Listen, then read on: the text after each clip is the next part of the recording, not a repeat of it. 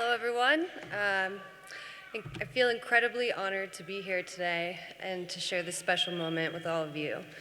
I'd like to start by wishing my father a happy birthday. It's right there. Happy birthday.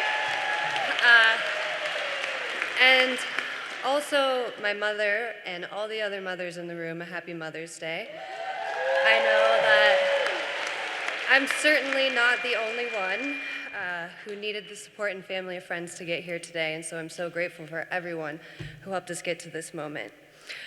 So as Sean said, I've been blessed to be a part of the Naropa community for a while, and for the past 3 years, as both a full-time staff member and full-time student, it's fair to say that I have been eating, sleeping, and breathing Naropa.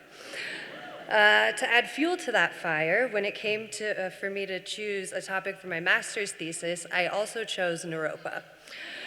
So for the past few months especially, I have been really immersed in the lore of Naropa in an effort to understand its significance and impact in the world. And so in the course of my thesis research, my brilliant professor, Dr. Ben Williams, invited me to consider Naropa as a nexus.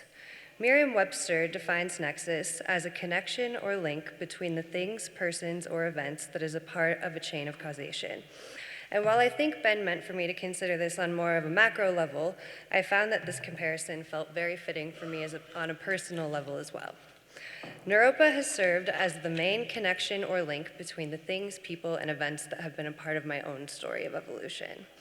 And in so many ways, this nexus of Naropa has been a space, or a container, as one might say, for me to grow and transform into a more wise, compassionate, and skillful human being. My story of transformation at Naropa started with a radical reframing of my relationship with perfectionism. I spent my childhood and teen years aggressively training to become a professional ballerina, which is a vocation that pretty much requires some degree of perfectionism to succeed. And after a few years of dancing at Boston Ballet, when I came to Naropa, I brought that perfectionism with me. And my utopian vision for Naropa, a place where we would wear scarves and drink tea and everyone would have already done all the work to transcend their ego and their neurosis, that was quickly shattered.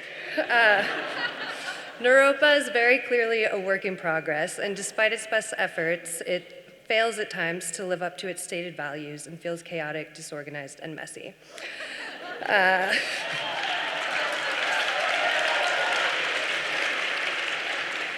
So when my perfectionism first came into contact with this messiness, I couldn't handle it. But after many hours spent in the bathroom crying over things not going exactly how I wanted, I came to an important realization. The messiness of Naropa was not going to change because I wanted it to. If I wanted to stay at Naropa, which I did, I was going to have to change. I was going to have to learn to let go of the perfect and not sacrifice it for the good. And in this process of learning to let go of expecting perfection from myself, I also learned to extend this gesture to others. I finally saw the truth, that being a human is just messy, and that's okay.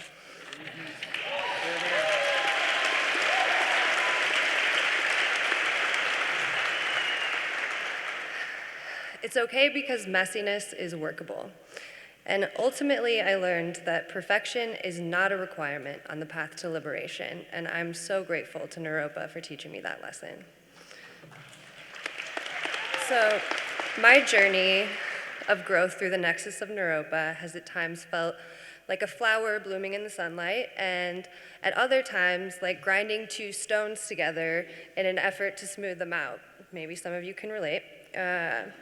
And so while the divine moments in the sun are great and important to savor, I've ultimately found that the grinding is just as important. It creates sparks. And I think this is the point of what we're doing here at Naropa. As our founder said at Naropa's conception 49 years ago, when East meets West, sparks will fly. Naropa's approach to education is intentionally radical and inclusive. Rather than just focusing on educating the mind, Naropa invites the body, heart, and soul to come along for the ride. Through this holistic or contemplative approach to education, what you learn here becomes a part of you and changes you to your core. And since this is the last speech you will hear before becoming a Naropa alum, we're almost done, I want to end by talking about what that means. So, as someone whose job it's been to tell the stories of what Naropa graduates do after they leave, I can tell you with certainty that you are about to join a community of rock stars.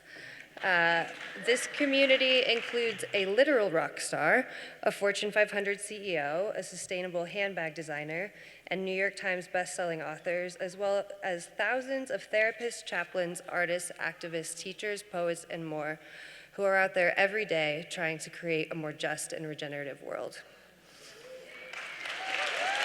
Yeah.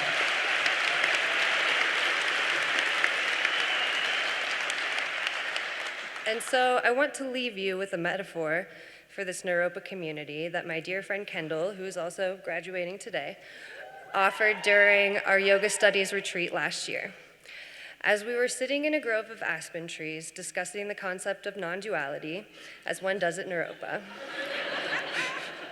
she observed that although each of the aspen trees looked like an individual organism, underneath the root systems of all the trees are connected through intertwining networks that can span across acres.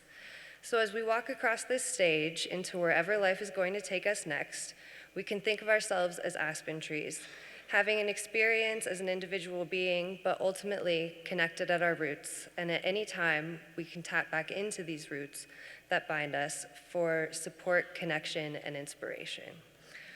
I can't wait to see this Naropa root system grow and become stronger through all of you and the amazing work that you're about to do in the world. Congratulations to everyone. I wish you all the very best. We did it.